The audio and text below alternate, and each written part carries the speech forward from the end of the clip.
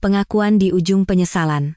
Selama 29 tahun, aku telah menipu istriku dan menjalin hubungan dengan wanita lain.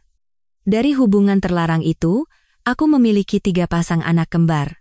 Lalu suatu hari, aku divonis menderita penyakit parah yang membutuhkan transplantasi hati.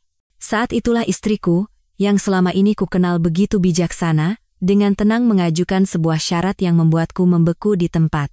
29 tahun adalah waktu yang cukup lama untuk membuatku lupa mana yang nyata dan mana yang dusta. Namaku Budi Santoso, usia 53 tahun. Hidupku bisa dibilang tenang, tapi mungkin lebih tepat jika disebut berantakan. Selama hampir 30 tahun terakhir, aku hidup dalam berbagai peran dan wajah yang terkadang bahkan tidak kupahami sendiri, diselimuti oleh begitu banyak kebisuan. Di mata orang lain, aku hanyalah seorang pria sukses yang memiliki apartemen mewah di jantung kota Jakarta, seorang istri yang patuh dan berbakti, serta bisnis yang stabil. Namun, ketika malam tiba dan aku berhadapan dengan cermin, aku tidak lagi mengenali siapa diriku. Istriku, Dewi Lestari, adalah wanita yang selalu dipuji orang membawa berkah. Dia 2 tahun lebih tua dariku, pendiam dan lembut. Terutama, dia tidak pernah sekalipun membantah suaminya.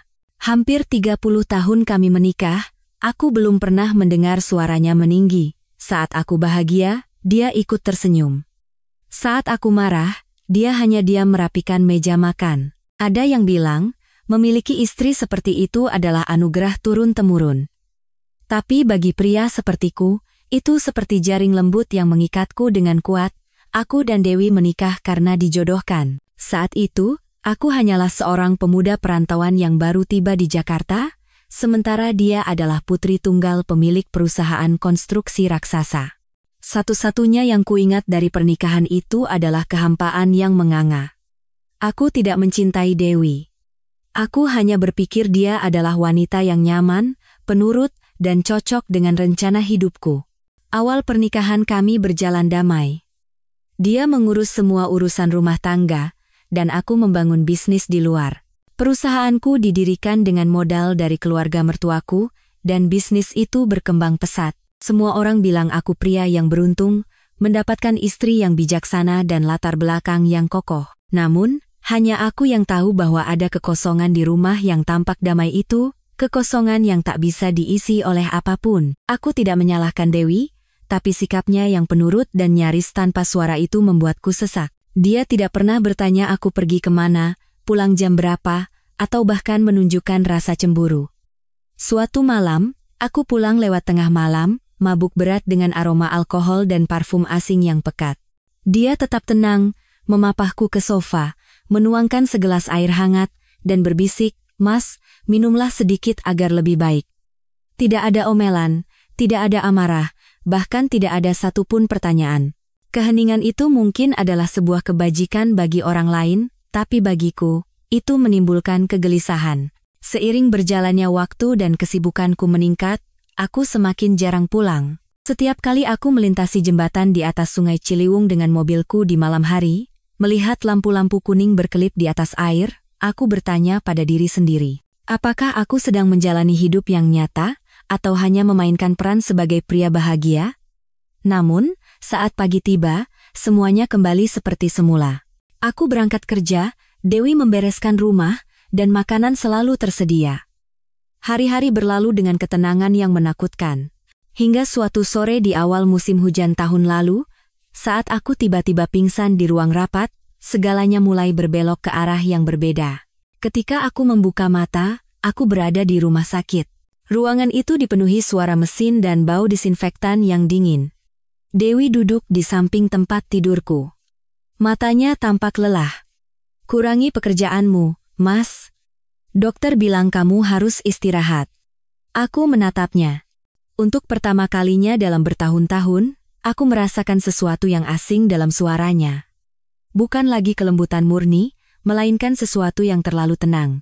"Aku tidak apa-apa, hanya sedikit lelah," kataku sambil memaksakan senyum. Dia mengangguk dan memalingkan wajahnya. Saat itu, aku merasa ada selapis es tipis di balik tatapan mata Dewi, dan di belakangnya tersembunyi sesuatu yang tak bisa kutembus. Selama beberapa hari berikutnya, Aku beristirahat di rumah. Dewi tetap merawatku, tapi seolah ada dinding tak kasat mata di antara kami. Suatu hari, aku mendengarnya berbicara lama di telepon. Suaranya pelan dan lembut, tapi tatapannya anehnya begitu tegas. Ketika aku bertanya, dia hanya menjawab, urusan kantor. Ada kontrak baru yang harus diurus. Aku terkejut. Sejak kapan dia mulai tertarik pada bisnisku? Aku selalu berpikir bahwa uang, kekuasaan, keluarga, dan kehormatan, semuanya ada dalam genggamanku. Tapi aku lupa, terkadang kebisuan seorang wanita selama bertahun-tahun bukanlah karena kelemahan, melainkan karena dia sedang menungguku untuk pergi sangat jauh. Aku belum menyadari bahwa sejak hari aku pingsan di ruang rapat itu, roda kehidupanku mulai berputar ke arah yang sama sekali tidak kuduga. Setelah keluar dari rumah sakit, aku pulang dengan hati yang berat. Tubuhku masih lelah, tapi yang membuatku sesak adalah perubahan tanpa suara dari Dewi. Dia masih membuatkan bubur, menanyakan kabarku, dan merawatku, tapi ada sesuatu yang berbeda dalam tatapan dan suaranya. Dia tidak lagi pemalu, melainkan tenang hingga terasa dingin. Saat aku bilang ingin kembali bekerja, dia menjawab dengan tenang, sebaiknya istirahat beberapa hari lagi. Dokumen perusahaan untuk sementara sudah saya minta orang lain untuk menandatanganinya. Aku terkejut. Orang lain? Tanyaku. Dia menatapku lurus, suaranya kecil tapi tegas. Kamu sakit, jadi aku yang harus mengurusnya. Semuanya berjalan baik, aku memaksakan senyum, tapi di dalam, ada sesuatu yang terasa mencekik. Selama bertahun-tahun, perusahaan itu adalah hasil kerja kerasku. Meskipun sebagian besar modal berasal dari mertuaku, manajemen, kontrak, dan transaksi, semuanya ada di tanganku. Dewi hanya nama di daftar pemegang saham, tidak pernah terlibat. Tapi sekarang, dia mengatakan telah menunjuk orang untuk menandatangani dokumen seolah itu hal biasa. Punggungku terasa dingin. Sejak hari itu, aku mulai mengamatinya dengan saksama. Setiap kali aku bertanya tentang kontrak, dia menjawab, sudah kurus. Jangan khawatir. Suaranya masih lembut, tapi kelembutan itu telah menjadi dinding kokoh yang tak bisa kutembus. Tiba-tiba aku sadar, selama puluhan tahun ini, selain fakta bahwa dia adalah istriku, aku tidak tahu apa-apa tentang wanita ini. Suatu malam, aku duduk di sofa, pura-pura menonton TV sambil mengintip Dewi yang sedang merapikan dokumen. Dia memasukkan berkas-berkas ke dalam tas kerjanya dengan cekatan, seolah sudah melakukan pekerjaan ini seumur hidupnya. Aku bertanya, apa yang kamu kerjakan belakangan ini sampai begitu sibuk? Harus menandatangani perpanjangan proyek-proyek lama yang kamu tunda. Bagaimana kamu bisa menandatanganinya tanpaku? Dia mengangkat kepalanya. Tatapannya tenang. Lupa, ya? Aku pemegang saham terbesar, dan ada surat kuasa yang kamu tandatangani tahun 2015. Aku membeku di tempat. Surat kuasa tahun 2015. Aku mencoba mengingat. Saat itu aku sangat sibuk dengan proyek di Surabaya. Dia menyodorkan setumpuk dokumen dan berkata harus segera ditandatangani untuk urusan bank. Aku menandatanganinya tanpa membaca. Aku tidak pernah menyangka di dalamnya ada surat kuasa manajemen perusahaan. Dewi menatapku dan tersenyum tipis. Istirahatlah. Semuanya bisa kuurus. Jika itu tahun lalu, kata-kata itu akan membuatku lega. Tapi sekarang, itu memberiku kegelisahan yang tak terlukiskan. Aku bukan lagi pemegang kendali. Segalanya perlahan-lahan lepas dari tanganku. Aku teringat malam-malam yang tak terhitung jumlahnya saat aku tidak pulang, perjalanan dinas yang tak ada habisnya, dan saat-saat aku berbohong pada istriku bahwa aku harus menjamu klien di luar kota. Sebenarnya, aku tidak berada di luar kota. Aku berada di tempat lain, bersama orang lain. Tapi pada bagian cerita ini, aku bahkan tidak mau mengakuinya pada diriku sendiri. Semakin kupikirkan, aku merasa telah mengkhianati bukan hanya istriku, tapi juga kehidupanku yang sebenarnya. Dewi tidak pernah bertanya aku pergi kemana. Suatu kali, saat aku pulang terlambat, dia hanya berkata, makanannya sudah siap. Tidak ada pertanyaan, tidak ada omelan, tidak ada amarah. Dulu, aku meremehkan keheningan itu. Kupikir wanita seperti itu mudah diatur. Tapi sekarang, saat aku gemetar ketakutan, keheningannya membuatku sadar bahwa itu bukanlah kelemahan, melainkan ketenangan yang dingin. Suatu pagi, saat aku mencoba mengakses rekening perusahaan, sistemnya telah beralih ke mode autentikasi 2 faktor. Aku tidak bisa lagi masuk. Aku menelepon bagian keuangan, dan mereka menjawab bahwa Ibu Direktur telah mengambil tindakan sementara untuk mencegah kebocoran data dan akan membahasnya lagi saat kesehatanku pulih, Ibu Direktur.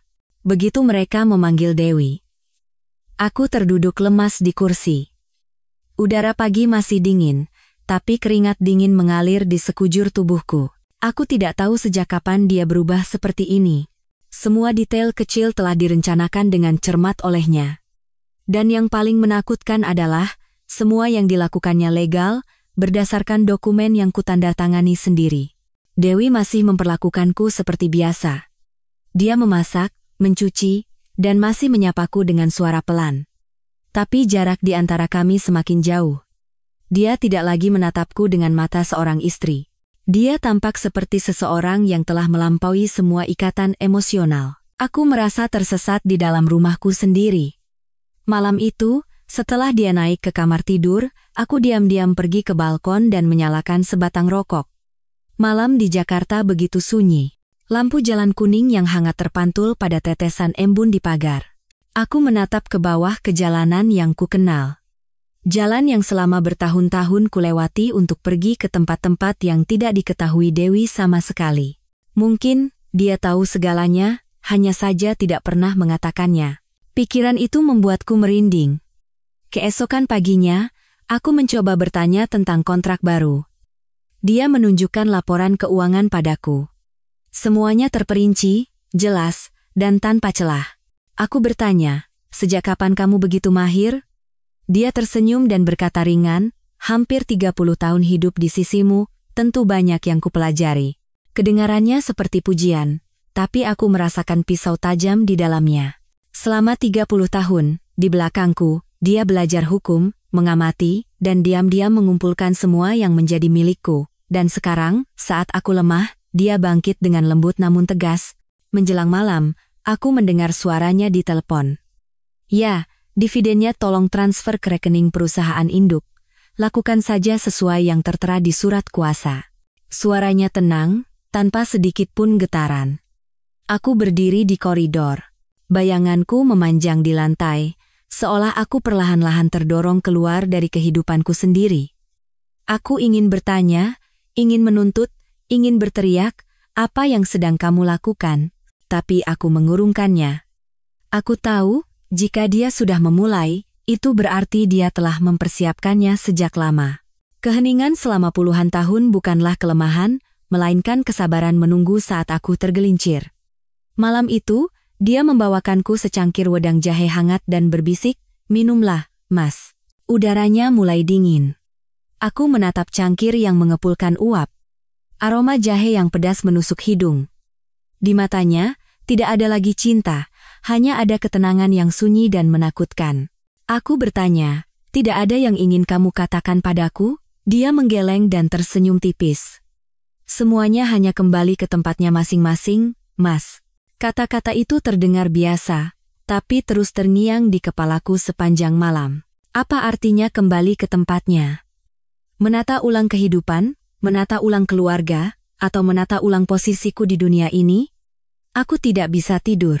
Malam itu, aku teringat hal-hal yang kusembunyikan selama 29 tahun, perjalanan dan kebohongan yang tak terhitung jumlahnya, hari-hari ketika aku hidup di dua dunia yang terpisah.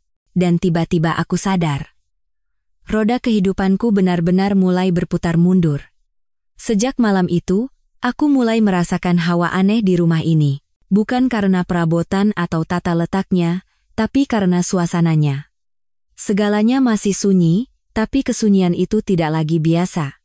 Seperti ketenangan sebelum badai, penuh dengan ketegangan yang tak seorang pun berani sentuh. Setiap pagi, Dewi bangun lebih awal, menyiapkan sarapan, lalu berangkat kerja. Aku tidak tahu di mana dia bekerja. Aku hanya tahu dia berpakaian rapi, membawa tas kerja, dan terkadang baru pulang larut malam. Aku ke kantor perusahaan, katanya. Aku tidak bertanya lebih jauh. Percuma saja. Aku sadar, entah sejak kapan aku telah kehilangan hak untuk bertanya. Selama di rumah, aku mencoba menghubungi klien-klien lama dan menelepon teman-temanku. Tapi ada yang berkata, "Pak Budi, istirahat saja yang cukup," dan yang lain berkata, "Urusan perusahaan sekarang dipegang Ibu Dewi, jadi kami berhubungan langsung dengannya." Setiap jawaban terasa seperti tusukan pisau dingin. Aku mulai menyadari bahwa kekuasaanku telah sepenuhnya dialihkan tanpa sepengetahuanku. Sore itu, aku pulang lebih awal dari biasanya. Rumah itu sunyi senyap, hanya detak jarum jam yang terdengar. Aku masuk ke ruang kerjaku, tempat yang pernah kuanggap sebagai benteng pribadiku. Tapi sekarang, lemari arsip tertata rapi, dan dokumen-dokumen tersusun lurus, tidak seperti dulu. Setumpuk amplop tertutup rapat tergeletak di atas meja, dengan tulisan tangan rapi, "Penyelesaian kontrak lama selesai." Di sebelahnya, ada setumpuk bukti transfer saham dengan kap merah terang. Aku membuka dokumen itu, dengan tangan gemetar. Seluruh saham perusahaan atas namaku telah dialihkan ke nama orang lain. Nama-nama yang asing, tapi setelah ku cari tahu, mereka semua adalah orang-orang Dewi. Aku bersandar di kursi. Keringat dingin mengalir di sekujur tubuhku, dan aku merasa pusing seolah ditelanjangi di siang bolong. Aku menelepon Pak Binsar, pengacara yang dulu membantuku mengurus kontrak proyek. Dia ragu-ragu berkata, "Pak Budi, secara hukum semuanya sah. Ibu Dewi memegang surat kuasa dari Bapak, dan itu Bapak tanda tangani sendiri, yang terjadi sekarang hanyalah perubahan struktur perusahaan." Aku membanting gagang telepon ke meja, segalanya berputar di kepalaku. Selama bertahun-tahun, aku sibuk menghasilkan uang dan mempertahankan apa yang kuanggap stabil. Aku pikir aku mengendalikan segalanya, tapi ternyata aku hanyalah bidak catur yang diletakkan di tempatnya. Malam itu, aku minum minuman keras sampai tenggorokanku terasa terbakar. Aku duduk sendirian di teras depan, mendengarkan suara mobil di jalanan. Hatiku kosong. Dewi mendekat. Langkahnya masih ringan. Di tangannya ada secangkir wedang jahe. Dia meletakkan cangkir itu dan berkata pelan, "Berhentilah minum. Hatimu tidak baik." Aku tertawa getir. Sekarang apa bedanya hatiku baik atau buruk? Kamu sudah mengambil semuanya. Dia menatapku tanpa menjawab. Di matanya ada campuran aneh antara kasihan dan ketenangan. Dia berkata pelan-pelan saja. Aku tidak perlu mengambil semuanya. Aku hanya mengambil kembali apa yang memang menjadi milikku. Aku kehilangan kata-kata. Ucapannya ringan, tapi cukup untuk menggelegar di hatiku seperti guntur. Apa yang menjadi miliknya? Selama 30 tahun ini, jangan-jangan dia mengingat satu persatu semua yang telah kurenggut darinya. Aku ingin membantah. Ingin mengatakan bahwa aku telah memberinya kehidupan yang mewah, rumah, status, dan reputasi. Tapi aku terdiam. Jauh di lubuk hatiku, aku tahu semua itu tidak sebanding dengan kesepian yang telah dia tanggung selama hampir separuh hidupnya. Keesokan harinya, aku menerima sepucuk surat yang diantar ke rumah. Di sampulnya tertulis namaku dengan jelas. Di dalamnya ada laporan transaksi bank, yang menunjukkan bahwa hampir semua uang di rekening perusahaan telah ditarik. Tanda tangan transfer itu milik Dewi, tapi aku tahu dia punya surat kuasa. Segalanya legal. Aku menelepon bagian keuangan. Mereka bilang ibu direktur memerintahkan penarikan dana untuk investasi pribadi, dan semua dokumennya sah. Aku meletakkan gagang telepon. Hatiku terasa mati rasa. Aku mulai hidup dalam ketakutan yang dulu kupikir hanya dirasakan oleh wanita. Aku tidak lagi bisa mengendalikan apapun, bahkan pernikahanku. Dewi tidak banyak bicara, tapi setiap tindakannya seolah telah direncanakan dengan cermat. Tanpa perlu berteriak atau menyalahkan, dia hanya menggunakan keheningan dan logika untuk mengambil kembali satu persatu kepingan hidupnya yang telah hilang. Suatu malam, aku kebetulan melewati kamarnya. Di bawah cahaya yang merembes dari celah pintu, aku melihatnya sedang menulis sesuatu. Di atas mejanya ada sebuah map tebal, dan di atasnya tergeletak foto pernikahan kami saat masih muda. Dia menatap foto itu lama sekali, lalu menghela napas ringan. Aku hendak mengetuk pintu, tapi berhenti. Untuk pertama kalinya dalam bertahun-tahun, aku berpikir Dewi itu cantik.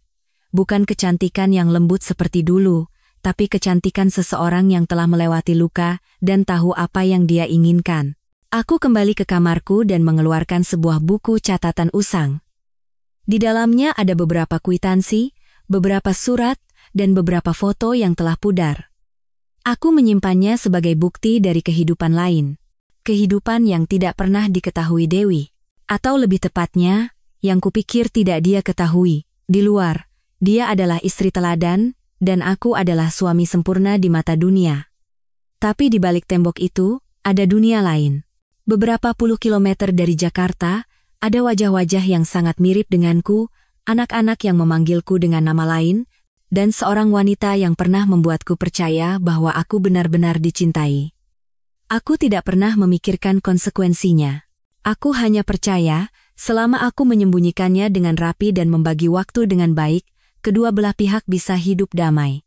Tapi sekarang, melihat Dewi yang duduk diam di mejanya, tatapannya jauh namun tegas, tiba-tiba aku sadar. Mungkin dia tahu segalanya. Sejak dulu sekali. Hanya saja tidak pernah mengatakannya. Aku tidak bisa tidur. Ribuan pertanyaan muncul di kepalaku. Apakah dia punya bukti? Apakah dia tahu tentang Sari dan anak-anak? Atau dia hanya ingin mengembalikan perasaan kehilangan kendali, seperti yang telah kulakukan padanya selama bertahun-tahun? Keesokan paginya, aku pergi pagi-pagi dan mengemudi tanpa tujuan di sekitar kota.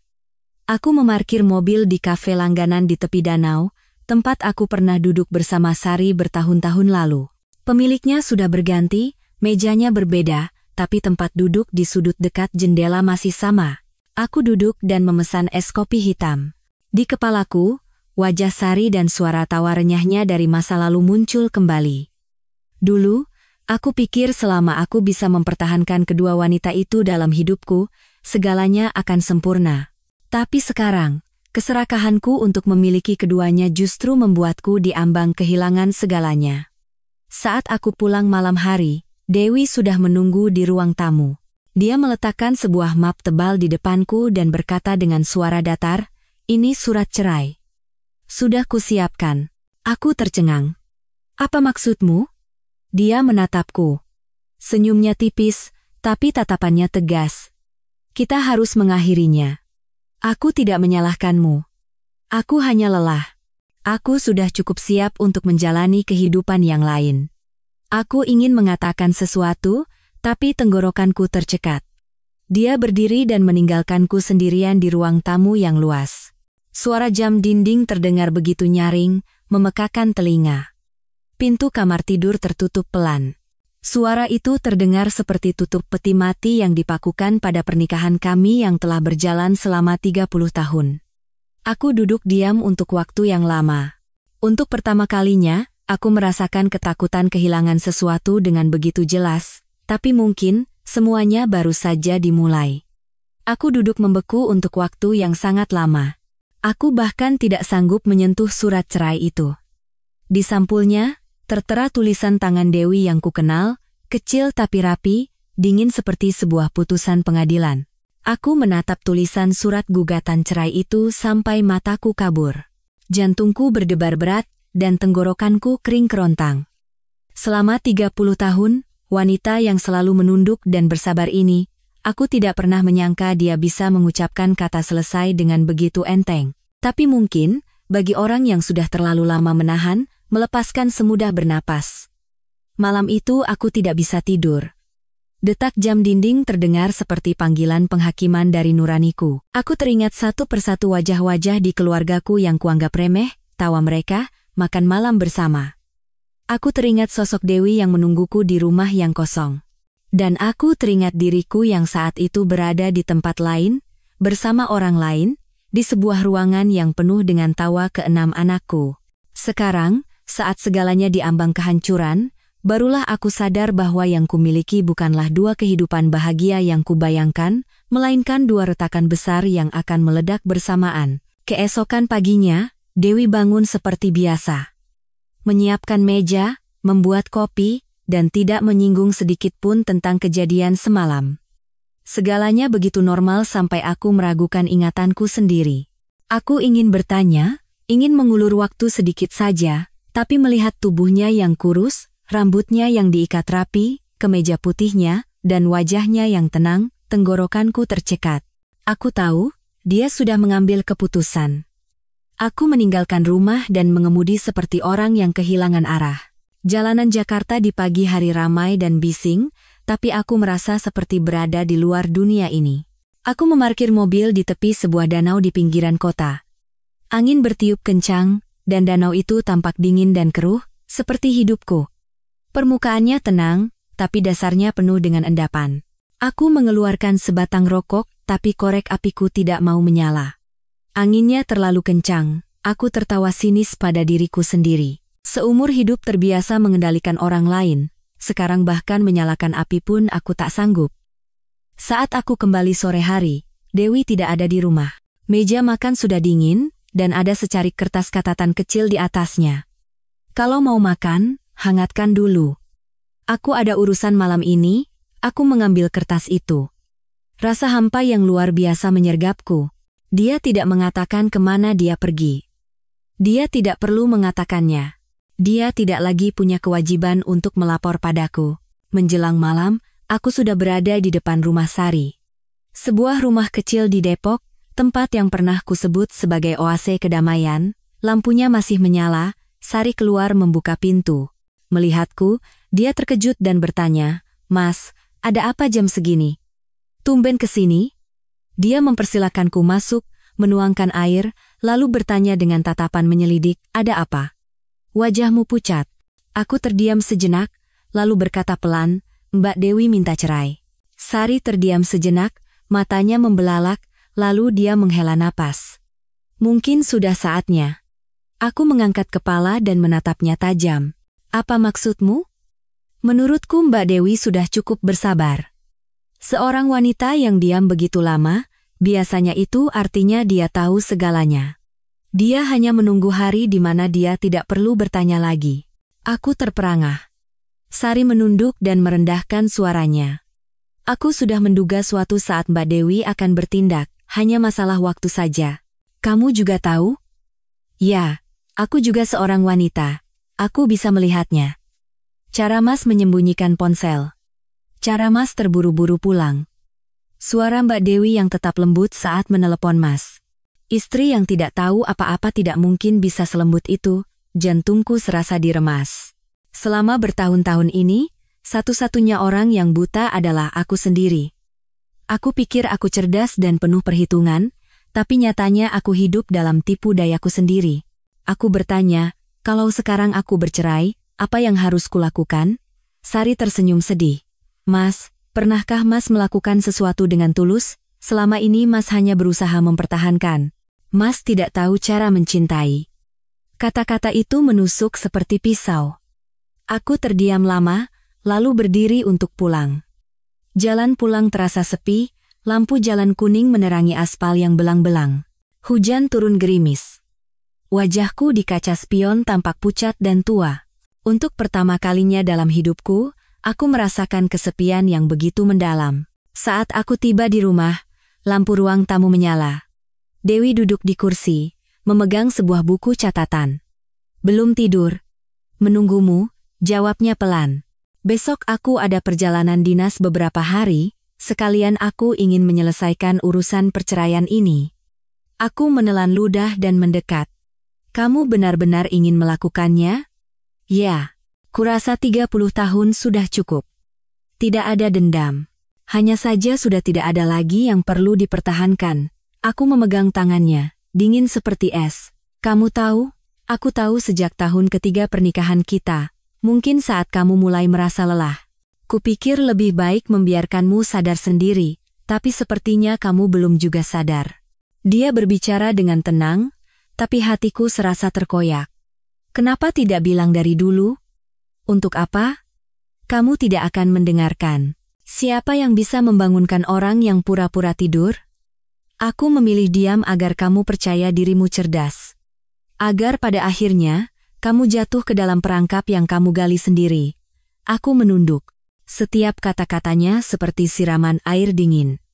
Aku teringat sosoknya yang menatapku dalam diam setiap kali aku meninggalkan rumah, sosoknya yang mengantarkan makanan ke kantor. Pesan singkatnya yang berbunyi, "Jangan lupa makan," yang selalu kuabaikan. Setiap tindakan kecil itu adalah jarum yang menusuk harga dirinya. Dia hanya menunggu waktu untuk mendapatkan kembali kekuatan, bukti, dan logika untuk membalas semuanya. Aku menghela napas dan berkata dengan suara parau, "Maaf." Dewi tersenyum tipis. Matanya tidak lagi dipenuhi amarah, melainkan keasingan. Satu kata maaf tidak bisa menyembuhkan 30 tahun kebisuan. Sudah terlambat, tapi kuharap setidaknya sekarang kamu bisa hidup dengan jujur. Dia berdiri dan berjalan menuju kamarnya. Punggungnya yang ramping namun tegap menghilang di balik pintu. Aku terduduk lemas di kursi. Dadaku sesak. Buku catatan yang ditinggalkannya terbuka. Di dalamnya, tercatat dengan rapi tanggal-tanggal saat aku tidak pulang, berbagai pengeluaran, dan salinan kontrak. Dia melacak semuanya bukan untuk balas dendam, tapi untuk mempersiapkan hari di mana dia bisa pergi dengan kepala tegak. Malam itu, aku tidak punya tenaga lagi untuk berpikir. Aku hanya menatap kepulan asap rokok yang buyar di bawah cahaya remang-remang, mendengarkan suara tetesan hujan di ujung atap. Untuk pertama kalinya, rumah ini terasa begitu luas. Terlalu luas sehingga jika aku memanggil namanya, suaranya hanya akan kembali padaku. Keesokan paginya, aku terbangun saat sinar matahari menerobos celah tirai. Pakaian Dewi yang biasanya tergantung di kursi samping tempat tidur telah hilang, dan lemari pakaiannya kosong separuh. Dia telah pergi. Sama seperti cara hidupnya selama 30 tahun, diam-diam.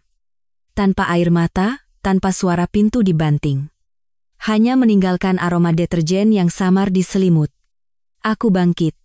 Kamar itu sunyi mencekam. Di atas meja, teh sisa semalam sudah dingin, dan di sebelahnya tergeletak buku catatan yang selalu dia gunakan. Aku mengambil buku itu dan membolak-baliknya. Angka-angka yang rapi, catatan yang detail, tidak ada satupun kesalahan akuntansi. Di bawah setiap pos pengeluaran, tertulis, pengeluaran Budi Santoso, biaya rumah sakit, biaya jamuan. Di halaman terakhir tertulis, setelah pembagian harta selesai, aku akan mundur.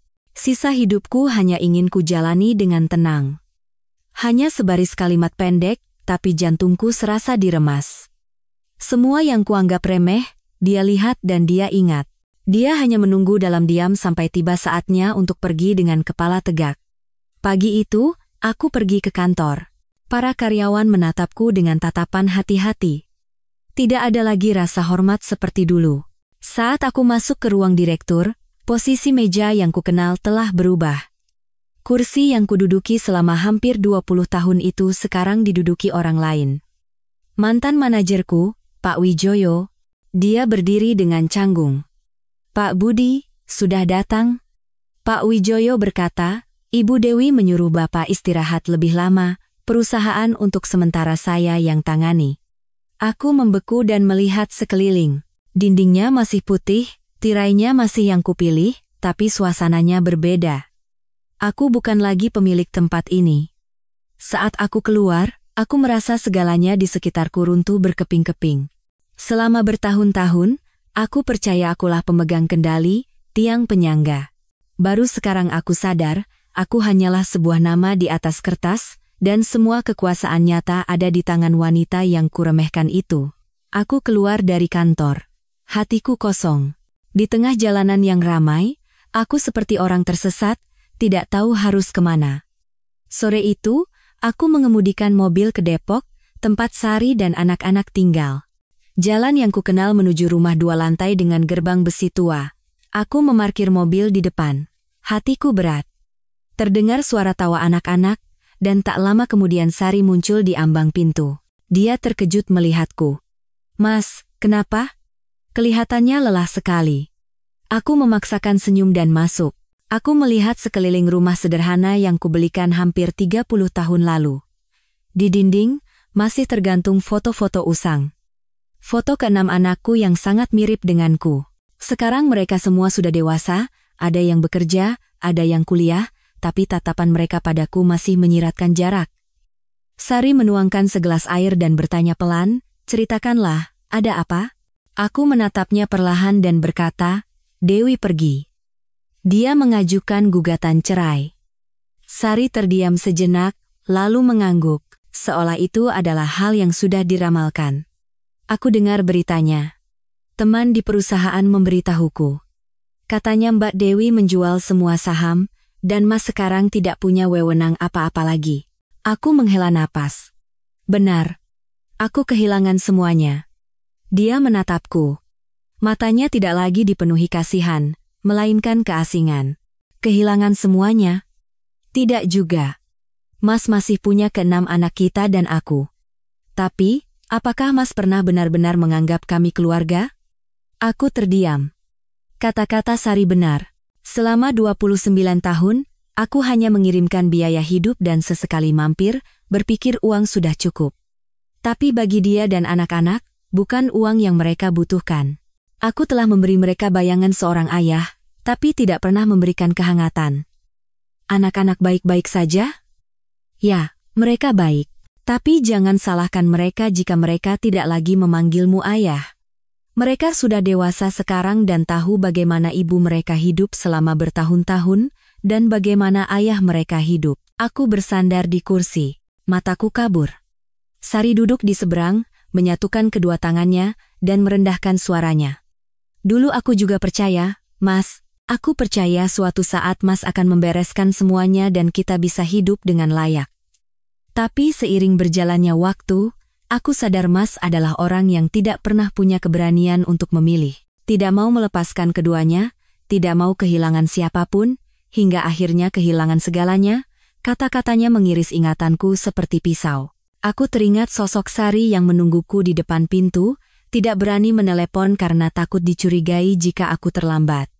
Sosoknya yang panik sendirian saat anak sakit dan hanya meneleponku dari nomor tak dikenal. Aku pikir dengan mencukupi materi mereka, itu adalah caraku peduli. Tapi nyatanya, aku hanya membeli kebisuan mereka dengan uang. Aku tidak menyangka Dewi akan sejauh itu, kataku dengan suara tercekat. Mbak Dewi tidak salah, Budi Santoso. Kalau aku jadi dia, aku juga akan melakukan hal yang sama. Wanita, jika sudah terluka sampai batasnya, akan menjadi lebih dingin dari siapapun. Aku menunduk. Sari melanjutkan dengan suara yang anehnya tenang. Dan aku juga sudah lelah. Mulai sekarang, aku ingin hidup untuk diriku dan anak-anakku. Jangan khawatir lagi. Apa maksudmu? Maksudku, aku tidak ingin lagi bergantung pada sesuatu. Bisakah kita berakhir di sini? Aku menatapnya, tidak percaya. Sari yang pernah menangis untukku, yang telah menungguku selama puluhan tahun. Bahkan dia sekarang ingin pergi. Kamu juga mau meninggalkanku? Bukan meninggalkan, tapi melepaskan. Hampir 30 tahun aku berpegang padamu, tapi pada akhirnya aku hanya sadar satu hal. Kamu bukan milik siapapun, termasuk dirimu sendiri. Mendengar itu, aku terdiam seperti orang mati. Aku ingin bicara, ingin menjelaskan, tapi tidak ada kata-kata. Saat itu, aku sadar bahwa setiap sebab akibat ada harganya.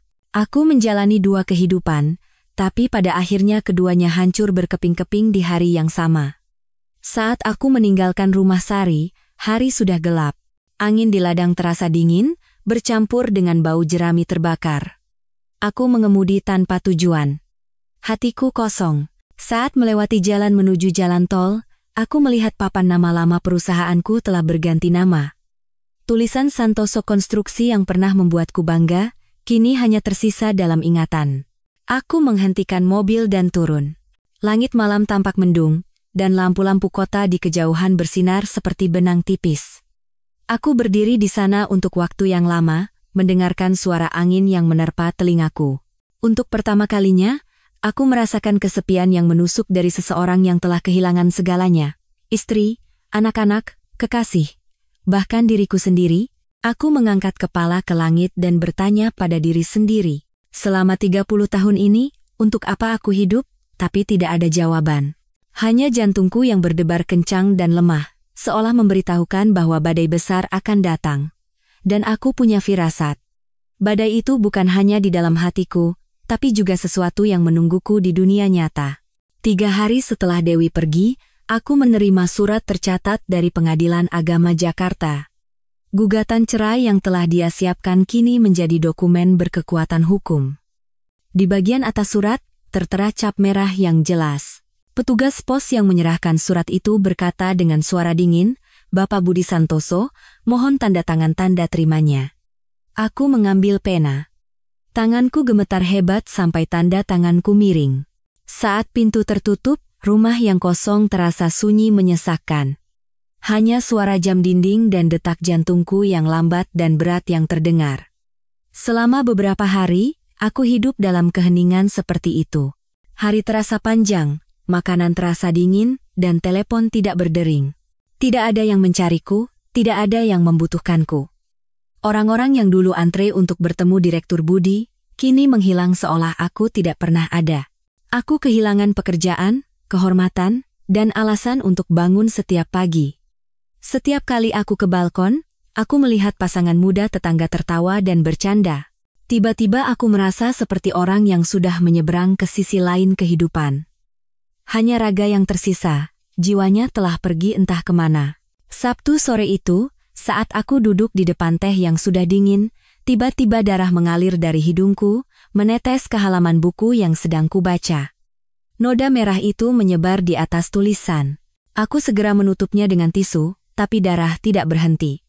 Tenggorokanku terasa panas membara, dan kepalaku pusing, lalu segalanya menjadi gelap.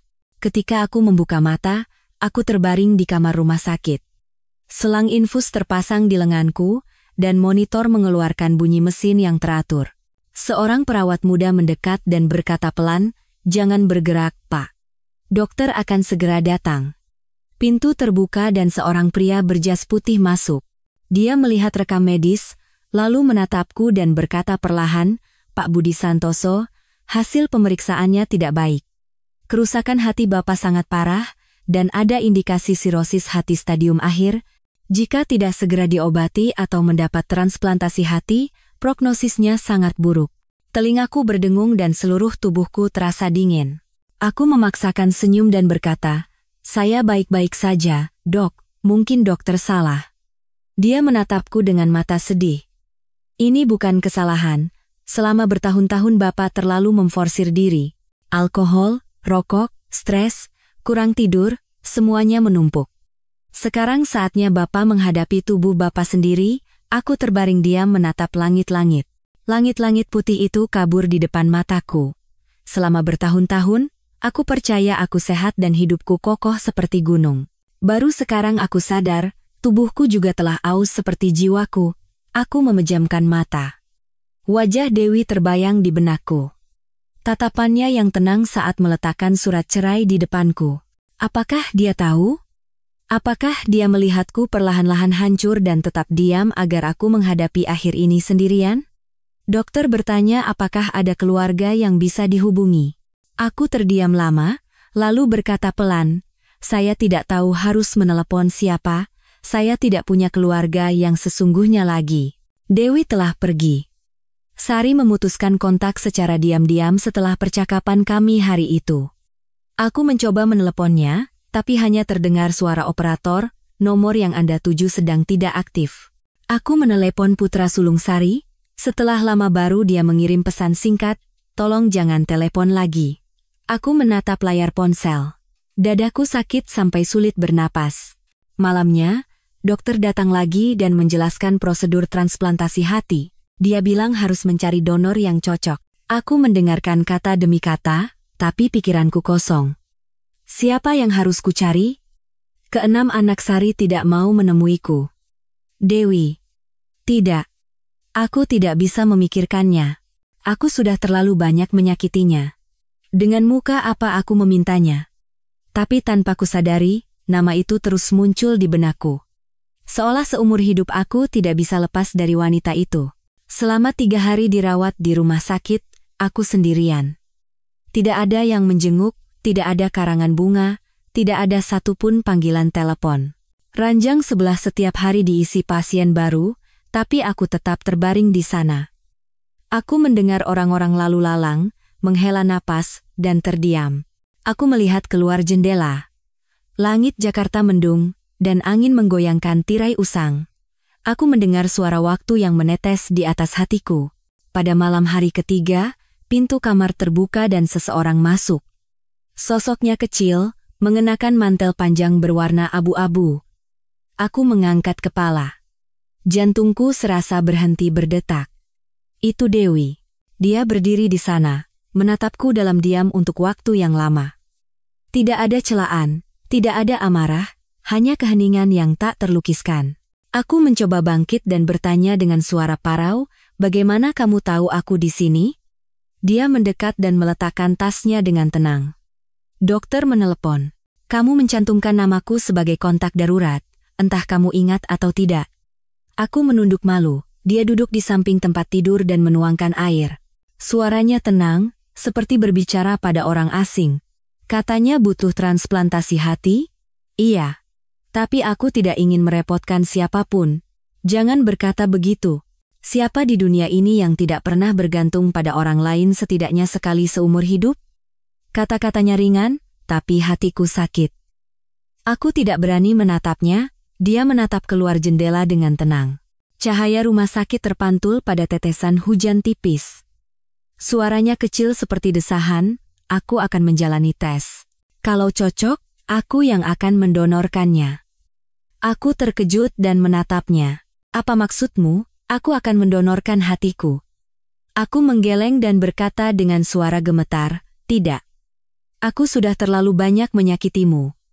Aku tidak pantas menerima apapun lagi darimu. Pantas atau tidak, biarlah Tuhan yang menentukan. Aku hanya melakukan apa yang nuraniku perintahkan." Setelah selesai bicara, dia bangkit, merapikan mantelnya, dan pergi. Langkahnya ringan, tapi gema yang ditinggalkannya di hatiku begitu berat. Pintu tertutup, dan air mata panas mengalir di pipiku. Selama bertahun-tahun aku menyakitinya, tapi sekarang, saat tidak ada seorang pun di sisiku, orang pertama yang datang adalah orang yang telah kuhianati. Malam itu, aku tidak bisa tidur dan terus gelisah. Aku memikirkan segalanya. Pagi-pagi ketika dia bangun untuk membuatkanku teh, saat-saat aku mencoba menghindari matanya ketika pulang terlambat. Keheningannya yang kuanggap bodoh. Ternyata, dia mengerti segalanya. Dia hanya mencoba menjaga harga diriku. Dia diam selama hampir 30 tahun. Agar hari ini, saat aku jatuh, dia bisa menatapku lurus tanpa dendam. Keesokan paginya, dokter memberitahuku bahwa Dewi telah menjalani tes, dan hasilnya secara mengejutkan cocok. Hatinya bisa ditransplantasikan padaku. Aku tercengang. Aku bertanya pada dokter, apakah dia benar-benar yakin? Beliau sudah menandatangani persetujuan. Beliau bilang, "Apapun yang terjadi setelah operasi, Anda harus hidup." Aku memalingkan wajah ke arah dinding. Air mataku tumpah. Aku belum pernah merasa serendah ini. Semua tahun di mana aku merasa berhak untuk dicintai, berkhianat, dan bimbang di antara dua kehidupan, kini mengerucut menjadi satu momen. Momen di mana nyawaku diselamatkan oleh orang yang telah kusakiti. Aku memejamkan mata. Ketakutan samar menyergapku bahwa setelah operasi, dia akan pergi selamanya. Dan jika itu terjadi, aku tidak akan punya keberanian untuk hidup, tidak peduli penebusan apapun yang kudapatkan. Operasi dijadwalkan pada hari Senin pagi. Aku terbaring di ranjang, mendengarkan suara roda ranjang dorong yang melewati koridor. Jantungku serasa diremas. Sejak hari Dewi mengatakan akan mendonorkan hatinya, aku tidak pernah bisa tidur nyenyak. Setiap malam, tatapannya muncul dalam mimpiku. Tatapan yang lembut namun asing, seolah menatapku dari tempat yang sangat jauh. Tanpa dendam, tanpa benci, hanya ada kesedihan. Dokter masuk dan mengingatkan agar aku mempersiapkan mental karena operasinya rumit. Aku hanya mengangguk, tidak punya tenaga untuk berbicara lagi. Saat ranjang dorong berhenti di depan ruang operasi, aku melihat Dewi duduk di kursi tunggu. Wajahnya pucat dalam balutan baju pasien, rambutnya diikat rapi. Bibirnya tidak berwarna, tapi tatapannya tetap tenang. Dia melihatku dan tersenyum tipis.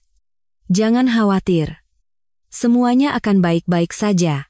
Aku mengulurkan tangan untuk meraih tangannya, tapi jarak di antara dua ranjang terlalu jauh, hanya menyentuh udara hampa. Banyak sekali yang ingin kukatakan. Aku ingin minta maaf, ingin bertanya mengapa dia melakukan sejauh ini, tapi kata-kata itu tercekat di tenggorokan. Dia memberi isyarat seolah menyuruhku diam. Matanya memancarkan cahaya yang anehnya lembut, dan dia didorong ke arah yang berbeda. Segalanya terjadi begitu cepat, aku hanya sempat melihat punggung kecilnya menghilang di balik pintu ruang operasi berwarna biru dingin. Setelah itu, aku tidak ingat apa-apa lagi. Ketika aku membuka mata, cahaya putih menyilaukan menerobos kelopak mataku. Terdengar suara mesin dan langkah kaki, dan seseorang berbisik pelan, "Sudah sadar, Pak?" Tenggorokanku kering kerontang. Aku mencoba bergerak, tapi seluruh tubuhku terasa berat. Dokter berdiri di sampingku. Tatapannya lembut namun dalam. "Pak Budi, operasinya berhasil. Untuk saat ini, Bapak aman." Aku melihat sekeliling dan bertanya dengan suara kaku seperti batu, "Dewi, bagaimana dengan Dewi?" Dokter terdiam sejenak, menghindari tatapanku sambil menulis sesuatu di rekam medis. Dia berkata dengan suara nyaris berbisik, "Kondisinya lebih lemah dari yang kami perkirakan. Terjadi pendarahan hebat pasca operasi, dan jantungnya sempat berhenti lama. Kami sudah berusaha semaksimal mungkin." Aku membeku di tempat, pikiranku kosong, dan hanya satu suara yang terus berputar. Detak jantungku sendiri, berdetak gila seolah menyangkal kata-katanya. Aku mencoba bangkit, tapi luka operasiku terasa sakit seperti akan robek. Tubuhku serasa hancur berkeping-keping. Tidak mungkin. Dia bilang akan baik-baik saja. Dokter membaringkanku kembali dan berkata dengan suara parau, "Beliau menyelamatkan Anda. Sekarang Anda harus hidup dengan benar." Itu pesan terakhirnya. Aku menatap langit-langit dengan pandangan kosong. Segalanya berputar. Kata-kata itu menjadi pisau yang mengoyak sisa-sisa terakhir dalam diriku. Aku hidup, dan dia pergi. Aku hidup dengan sebagian tubuh dari orang yang telah kuhianati. 2 hari kemudian, pemakaman kecil Dewi diadakan di rumah duka. Hanya beberapa kerabat dari pihak keluarga besarnya, dan beberapa karyawan perusahaan yang hadir. Aku berjalan ke koridor dengan bantuan tongkat, menyaksikan mobil jenazah pergi. Langit hari itu mendung, dan hujan gerimis turun seperti kabut. Aku berdiri di sana, bahkan tidak bisa menangis. Tetesan hujan dingin membasahi pakaianku, meresap hingga ke jantung. Seorang perawat mendekat dan memberiku sebuah amplop. "Ini titipan dari almarhumah. Beliau minta disampaikan jika Bapak sudah sadar." Aku menerima amplop itu dengan tangan gemetar. Di dalamnya ada sepucuk surat pendek dengan tulisan tangan istriku yang kukenal. "Budi, jika kamu membaca ini, artinya kamu hidup dan aku sudah tidak ada lagi di sisimu. Aku tidak menyalahkanmu. Pria manapun bisa goyah sesaat, tapi kesalahan yang berlanjut selama 30 tahun bukan lagi kelemahan, melainkan takdir buruk. Aku tidak ingin kamu mati. Kematian adalah jalan yang terlalu mudah. Aku ingin kamu hidup untuk menyadari nilai dari orang yang tertinggal. Anggap saja hati yang kudonorkan ini sebagai hutang budi terakhir. Jangan anggap ini sebagai penebusan atau pengampunan. Aku tidak semurah hati itu untuk menyebutnya pengampunan. Aku hanya tidak ingin orang yang pernah paling kucintai mengakhiri hidupnya dalam kesepian. Setelah aku pergi, perusahaan, rumah, dan harta, semuanya sudah kuatur. Untukmu, hanya akan tersisa rumah kecil ini dan cukup uang untuk menjalani sisa hidupmu dengan sederhana. Aku tidak merampas milikmu. Aku hanya mengembalikan apa yang pernah kau berikan padaku, kehampaan. Selamat tinggal." Hanya beberapa baris tulisan, tapi aku tidak sanggup membacanya sampai selesai. Setiap huruf menjadi duri yang menusuk jantungku. Aku menjatuhkan surat itu, terduduk, dan meraung. Untuk pertama kalinya dalam bertahun-tahun, aku menangis seperti anak kecil. Semua harga diri, kesombongan, dan kepercayaan diriku runtuh dalam sekejap. Aku selamat, tapi jiwaku seolah telah direnggut. Selama beberapa hari berikutnya, aku berlatih untuk berjalan lagi, bernapas lagi, dan terbiasa dengan bekas luka panjang di perutku. Bekas luka yang terukir sebagai penyelamatan sekaligus hukuman. Setiap kali aku bercermin, aku melihat diriku yang lain di mata yang tua, lelah, dan kosong. Kamar rumah sakit itu kosong, tapi aku selalu mendengar langkah kaki seseorang. Suara sendok beradu dengan mangkuk, suara lembut seorang wanita yang memanggilku sambil makan bubur, suara-suara yang terukir dalam diingatanku. Suatu sore, aku meminta untuk pulang. Saat aku melangkah keluar dari rumah sakit, angin dingin menerpa wajahku, aroma bunga kenanga di penghujung musim begitu pekat, aku berjalan kaki sampai ke rumah. Melewati jalan di mana kafe favorit Dewi berada, melewati persimpangan tempat aku dulu menunggunya pulang kerja. Segalanya masih sama, hanya orangnya yang telah tiada. Sesampainya di rumah, segalanya masih sama seperti sebelum dia pergi. Di atas altar kecil, ada foto Dewi, foto saat kami baru menikah. Dia tersenyum tipis dengan mata yang jernih dan lembut. Aku duduk, menyalakan dupa, dan menatap kepulan asapnya. Aku berbisik, aku mengerti sekarang, Dewi. Selama 30 tahun, kamu telah memberiku pelajaran termahal dalam hidup. Kamu menang. Dan aku menjadi pecundang yang paling menyedihkan. Aku melihat sekeliling rumah yang kosong.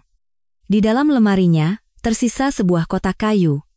Di dalamnya ada kertas-kertas berisi catatan. Selama bertahun-tahun, dia diam-diam belajar akuntansi, hukum, dan mengikuti kursus manajemen bisnis. Dia mempersiapkan diri selangkah demi selangkah untuk menyelamatkan dirinya sendiri. Dan kini, bahkan saat meninggalkan dunia, dia meninggalkan warisan bukan berupa uang, melainkan kesadaran. Saat malam tiba, aku pergi ke balkon. Lampu-lampu Jakarta yang berkelip seperti kenangan membentang panjang. Aku sadar. Hidup menghukum seseorang bukan dengan cambuk, tapi dengan penyesalan yang terlambat. Dewi tidak merampas hartaku, dia membawa pergi sesuatu yang tidak akan pernah bisa kutemukan lagi, ketenangan. Aku memasukkan suratnya ke dalam laci dan menutupnya perlahan. Saat itu, aku seolah mendengar suaranya yang ringan seperti angin di telingaku. Hiduplah dengan benar, Budi. Aku tersenyum tipis dengan mata basah.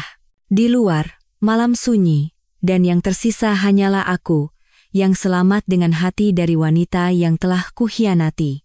Dengan hutang yang tak akan pernah bisa kubayar. Dan mungkin, itulah putusan yang paling adil bagi orang sepertiku. Setelah pemakaman Dewi, rumah terasa begitu dingin sampai aku terkejut, hanya karena suara angin yang menyelinap dari celah pintu. Aku hidup sendirian. Bicara, makan, dan tidurku berkurang. Setiap pagi, aku menyeduh 2 cangkir teh. 1 untukku, 1 untuknya. Dan aku menatap uap putihnya yang buyar di udara. Menghilang perlahan seperti wajah Dewi. Aku tidak tahu bagaimana harus membayar hutang ini, selain dengan terus hidup. Tapi semakin aku hidup, aku merasa semakin terombang-ambing dalam kehampaan tanpa jalan keluar. Sebulan sekali, aku menjalani pemeriksaan rutin. Aku pergi ke rumah sakit tepat waktu dan mengikuti semua instruksi. Tubuhku perlahan pulih, tapi mentalku tidak membaik. Di malam-malam yang panjang, saat aku berbaring mendengarkan suara tetesan hujan di ujung atap, sosok Dewi muncul dalam mimpiku. Berpakaian putih, rambut panjang, duduk membelakangiku, dan dengan tenang meletakkan tangannya di atas luka operasiku. Sentuhan itu dingin dan anehnya lembut, aku terbangun dengan keringat dingin. Seolah dia baru saja melintas lagi dalam hidupku. Suatu pagi di bulan Agustus, sepucuk surat asing datang. Di sampulnya tertulis namaku, dengan tulisan tangan yang kaku, bukan tulisan Dewi. Ternyata itu adalah pemberitahuan dari sebuah firma hukum. Isinya meminta kehadiranku untuk menyelesaikan beberapa hal terkait warisan dan aset. Aku bingung. Dewi sudah membereskan segalanya, apalagi yang harus diselesaikan? Keesokan harinya, aku pergi ke firma hukum di gedung pencakar langit tempat Dewi pernah bekerja. Seorang pengacara muda yang rapi menyambutku. Dia mempersilakanku duduk, membuka tas kerjanya, dan berkata pelan, "Ini adalah surat wasiat yang ditinggalkan oleh Ibu Dewi Lestari." Beliau meminta agar surat ini dibuka saat Bapak Budi sudah pulih sepenuhnya. Aku menahan napas. Dia perlahan-lahan membacanya, kata demi kata seolah menjatuhkannya ke udara. Dalam surat wasiat itu, Dewi tidak meninggalkan harta apapun untukku, sesuai dengan apa yang dia katakan. Tapi, dia mendirikan sebuah yayasan bernama Yayasan Beasiswa Dewi Lestari, Budi Santoso yang setiap tahunnya akan memberikan beasiswa kepada 6 siswa berprestasi dari keluarga kurang mampu.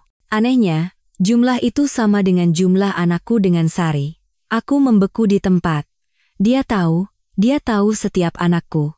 Nama mereka, sekolah mereka, bahkan jurusan mereka. Pengacara itu melanjutkan, Ibu Dewi juga menyebutkan dalam wasiatnya. Beliau berharap Bapak Budi bersedia menjadi pelindung kehormatan yayasan ini. Katanya, hanya dengan melakukan sesuatu yang bermanfaat, seseorang akan mengerti arti hidup. Aku tidak bisa berkata apa-apa. Wanita yang telah dikhianati selama 30 tahun, memberiku kesempatan terakhir untuk menebus dosa dengan cara yang paling indah. Aku bertanya dengan suara gemetar, apakah ada pesan lain tentang mereka? Pengacara itu mengangguk. Ada. Beliau menulis, sampaikan pada anak-anak itu, aku tidak menyimpan dendam. Aku hanya berharap mereka tumbuh untuk mencintai ibu mereka dan belajar menghindari jalan yang ditempuh ayah mereka. Aku keluar dari kantor itu dengan langkah berat. Angin di ketinggian bertiup kencang, dan aku merasa seperti akan tersapu. Saat itulah aku sadar. Dewi tidak membalas dendam dengan penderitaan. Dia membalas dendam dengan pencerahan. Tidak ada penyesalan yang lebih besar daripada diperlakukan dengan kebaikan sebesar ini oleh orang yang telah kau sakiti. Malam itu, aku menelepon Sari. Setelah beberapa kali dering, dia mengangkatnya. Suaranya penuh kewaspadaan, ada apa menelepon? Aku perlahan-lahan menceritakan tentang yayasan beasiswa itu dan mengatakan ingin menyerahkan dokumennya kepada anak-anak. Di seberang sana, hening untuk waktu yang lama. Akhirnya dia berkata, baiklah, datanglah besok. Keesokan harinya, aku membawa dokumen itu ke rumahnya. Keenam anakku ada di sana. Mereka berdiri berjajar, menatapku dengan mata yang penuh rasa ingin tahu dan waspada. Terasa jarak yang jelas dalam tatapan itu. Anak-anak tidak memanggilku ayah, mereka hanya menunduk menyapa seperti pada kenalan lama. Sari meletakkan cangkir teh dan berkata perlahan, silakan bicara. Aku menceritakan tentang surat wasiat, yayasan beasiswa, dan harapan Dewi. Setiap kata yang kuucapkan terasa, seperti jarum yang menusuk dadaku. Karena itu adalah bukti bahwa dia telah tahu tentang mereka selama bertahun-tahun, tahu segalanya, namun tetap diam. Setelah aku selesai, keheningan panjang menyelimuti ruangan. Salah satu putra sulungku angkat bicara. Jadi, tante itu tahu semua tentang kami? Ya. Tahu segalanya, tapi tetap menyelamatkan ayah? Ya. Meskipun begitu. Anak itu menatapku lama, lalu menunduk. Aku tidak tahu, apakah yang ada di matanya adalah kemarahan, kasihan, atau penghinaan. Hanya saja, aku merasa sangat kecil di hadapan anak-anak yang pernah kuanggap sebagai beban. Sari juga tidak melanjutkan kata-katanya. Dia menatap cangkir tehnya dan berbisik seperti angin, mungkin itu cara beliau membebaskan semua orang. Aku mengangguk dengan tenggorokan tercekat, Sari mengantarku sampai ke depan pintu. Sinar matahari sore jatuh miring berwarna kuning. Dia berbalik, menatapku sejenak, lalu bertanya pelan, Mas, pernahkah Mas berpikir, jika dari awal Mas jujur pada Mbak Dewi, semuanya akan berbeda? Aku tersenyum sedih. Pernah, tapi percuma saja, sudah terlambat. Ya, manusia memang baru bisa melihat setelah kehilangan cahaya. Aku tidak menjawab. Aku hanya menatap wanita yang telah mengorbankan masa mudanya untuk cinta tanpa nama itu.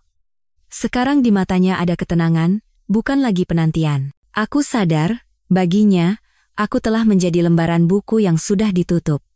Malam itu, aku pulang, membuka jendela, dan menatap langit. Kota menyalakan lampu-lampunya, dan untayan cahaya itu membentang seperti jejak ingatan yang tak pernah padam. Aku meletakkan foto Dewi di atas meja, di samping buku catatan yang biasa dia gunakan. Aku berbisik seolah pada diriku sendiri, jangan khawatir. Aku pasti akan mengurus yayasan itu. Bukan untuk penebusan, tapi untuk mengingatmu. Sejak hari itu, aku setiap minggu mengunjungi kantor firma hukum untuk menandatangani dokumen pendirian Yayasan Dewi Lestari, Budi Santoso. Aku bertemu dengan siswa-siswa miskin yang mengajukan permohonan, mendengarkan cerita mereka tentang mimpi akademis. Setiap wajah muda itu adalah kepingan kenangan yang membuat mataku memanas. Aku merasa hidup kembali. Bukan untuk menikmati, tapi untuk membayar hutang. Suatu sore, setelah selesai menandatangani dokumen pencairan beasiswa pertama, aku menatap keluar jendela. Senja mewarnai satu sisi langit dengan warna merah. Aku mendengar suara tawa samar Dewi di dalam hatiku, Terdengar seperti sebuah sapaan. Aku tersenyum pelan. Air mata mengalir tanpa suara. Setelah 30 tahun menjalani dua kehidupan, barulah aku mengerti kehidupan seperti apa yang layak dijalani. Dewi telah tiada, Sari telah melepaskanku, dan anak-anak telah tumbuh dewasa. Hanya aku, yang selamat dengan tubuh orang lain, yang sedang belajar menjadi manusia lagi dari awal. Aku tahu, ada hutang yang tidak bisa dibayar dengan uang, hanya bisa dibayar dengan sisa hidup. Dan aku menerimanya. Aku menatap foto di atas meja dan berkata pelan, beristirahatlah dengan tenang, Dewi. Sesuai katamu, aku akan mencoba hidup dengan benar. Di luar, angin sepoi-sepoi menyapu atap, dan asap dupa dari altar naik menjadi untayan lembut. Cahaya lampu jalan masuk melalui jendela, menerangi bekas luka di perutku. Bekas luka itu masih merah, tapi tidak lagi sakit. Itu mengingatkanku setiap hari, bahwa beberapa luka ada bukan untuk membunuh, tapi untuk membuat kita tahu bahwa kita pernah diselamatkan. Setelah Yayasan Dewi Lestari, Budi Santoso didirikan, hidupku yang tadinya hanya menoleh ke masa lalu mulai bergerak sedikit. Setiap pagi aku bangun, menyeduh teh, lalu menuju kantor yayasan. Sebuah kantor kecil di lantai 3 gedung tua tempat Dewi pernah bekerja. Aku bersama para staf muda meninjau dokumen, bertemu siswa, dan mendengarkan cerita mimpi mereka. Setiap kali menandatangani berkas, aku teringat tatapan matanya yang dalam dan tegas. Rasanya seolah di suatu tempat, dia masih mengawasiku, tapi hidup tidak pernah membiarkan seseorang tenang begitu saja. Suatu sore yang hujan, saat aku keluar dari kantor, sebuah nomor tak dikenal menelepon. Aku ragu sejenak, lalu mengangkatnya. Dari seberang sana, terdengar suara pria yang serak dan parau, "Ayah, ini Wisnu." Aku terdiam. Jantungku serasa berhenti berdetak. Wisnu, putra sulung Sari. Anak yang pernah mengirim pesan agar aku tidak menelepon lagi. Selama beberapa tahun terakhir, kami tidak pernah berkomunikasi. Aku berusaha menjaga ketenangan dan berkata, "Wisnu, ada apa?" Seharusnya aku tidak menelepon. Tapi, ibu sakit parah.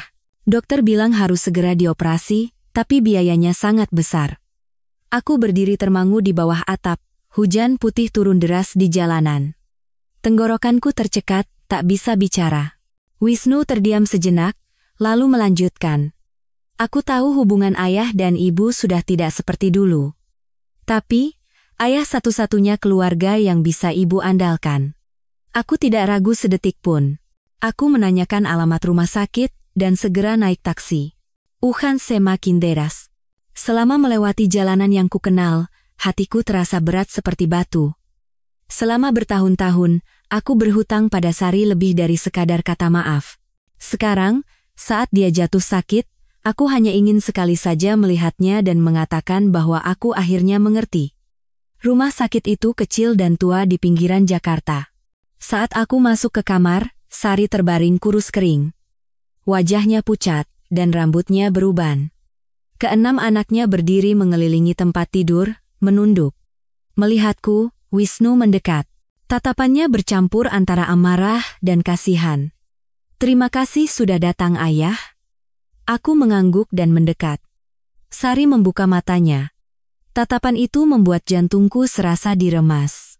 Dia tersenyum lemah dan tipis. "Akhirnya kamu datang juga." Aku duduk di samping tempat tidur dan memegang tangannya.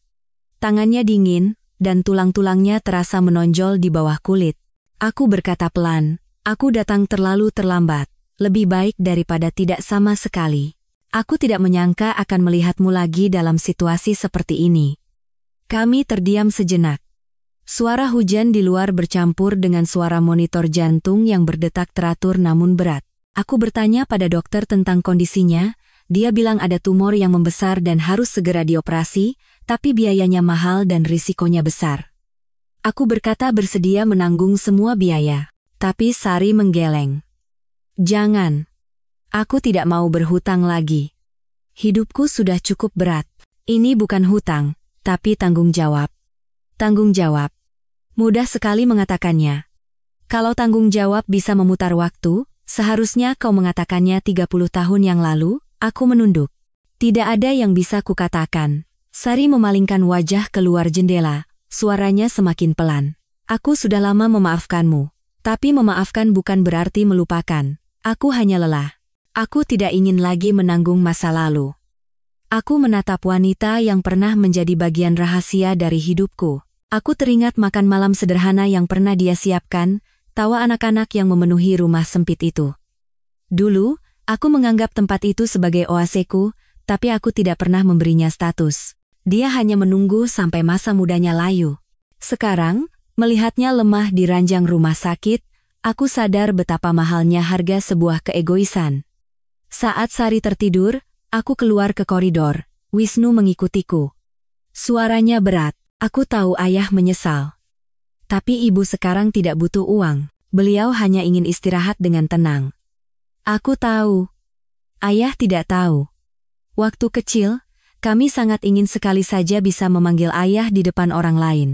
Ibu selalu bilang ayah sibuk, tapi kami tahu ayah punya keluarga lain. Ibu bilang jangan membencimu, tapi saat kami besar, kami melihat betapa seringnya ibu menangis. Aku menelan ludah. Tenggorokanku sakit.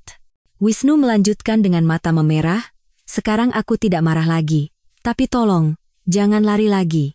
Kalau sudah datang, jangan langsung pergi saat ibu sadar.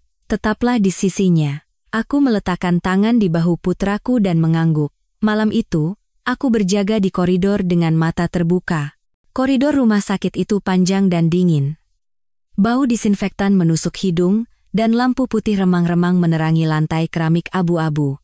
Aku melihat orang-orang lalu lalang, ranjang operasi yang didorong lewat, dan perutku terasa mulas. Separuh diriku telah mati bersama Dewi, dan separuh sisanya kini gemetar di hadapan ancaman kehilangan orang lain.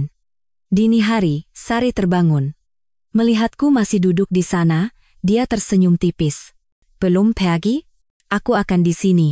Jangan khawatir, aku tidak takut mati. Aku hanya takut kamu akan hidup sendirian lagi seperti dulu tanpa pernah menyadarinya. Aku memegang tangannya erat dan berkata pelan, aku tidak akan hidup seperti dulu lagi. Aku janji. Dia memejamkan mata. Senyumnya samar seperti embun. Jantungku sakit menusuk. Di luar, fajar mulai menyingsing. Sinar matahari masuk melalui jendela, menerangi kamar dengan lembut. Dalam cahaya itu, aku melihat wajah Dewi yang samar namun lembut, seolah dia menatapku dan mengangguk pelan. Operasi Sari dilakukan sore itu. Aku menunggu di luar ruang operasi. Ribuan pisau serasa menusuk hatiku. Setiap menit terasa seperti seumur hidup. Aku teringat hari operasiku. Perasaan didorong masuk ke dalam kegelapan, dan aku ingat sentuhan tangan Dewi yang menyelamatkanku. Sekarang, aku hanya berharap keajaiban itu terjadi pada wanita kedua dalam hidupku, wanita yang juga menderita karenaku. Setelah hampir 4 jam, pintu terbuka. Dokter keluar dan menghela napas ringan. Operasinya untuk sementara berhasil. Tapi pasien masih lemah, butuh perawatan khusus. Aku menghela napas lega. Air mataku tumpah. Rasanya seperti ditarik kembali dari jurang yang dalam. Aku diam-diam berterima kasih pada langit dan pada Dewi. Karena saat ini, aku merasa seolah dia sedang menjagaku. Aku berjaga di samping tempat tidur Sari sepanjang malam. Dia tidur dengan tenang. Aku memegang tangannya pelan dan berbisik sangat lirih, bertahanlah. Aku berhutang padamu, pada Dewi, dan pada anak-anak ini. Aku tidak akan lari lagi. Aku janji. Suara mesin terdengar teratur di telingaku, seperti embun kehidupan baru. Aku tahu, meskipun hidup tidak memberiku kesempatan untuk memperbaiki masa lalu, setidaknya ia memberiku kesempatan untuk menjalani sisa hidup dengan benar. Dan aku akan memegang kesempatan itu dengan segenap jiwa ragaku. Di luar, hari mulai terang. Sinar matahari pertama masuk melalui jendela, menerangi bekas luka di perutku. Bekas luka berbentuk kehidupan dan pengampunan. Aku menyentuhnya pelan. Terasa hangat. Aku berbisik dalam hati. Terima kasih, Dewi. Terima kasih, Sari. Dan terima kasih pada semua penderitaan yang telah mengajariku cara menjadi manusia. Sari pulih dengan lambat. Dokter bilang operasinya berhasil, tapi butuh waktu lama agar fungsi hati dan ginjalnya stabil. Aku tetap di rumah sakit merawatnya. Selama berminggu-minggu, aku hampir tidak pernah meninggalkan sisi tempat tidurnya. Aku bangun pagi-pagi untuk menyeka tubuhnya, membuat jus buah, menyiapkan obat, dan malamnya membacakan buku dengan suara pelan. Saat dia tertidur, aku duduk diam menatap rintik hujan yang terpantul di jendela. Mendengarkan suara angin yang menyapu pepohonan, rasanya seperti mengulang masa muda. Tapi kali ini, aku hidup bukan untuk kebahagiaan, melainkan untuk penebusan. Hari ketika dia sadar sepenuhnya, aku sedang membuatkan bubur. Sari menatapku lama, matanya jernih, tapi sedih. Dia berkata dengan suara lemah, pasti melelahkan. Pulanglah dan istirahat. Aku menggeleng dan menyendok bubur, meniupnya pelan. Tidak lelah. Aku hanya membayar hutangku. Dia tersenyum tipis.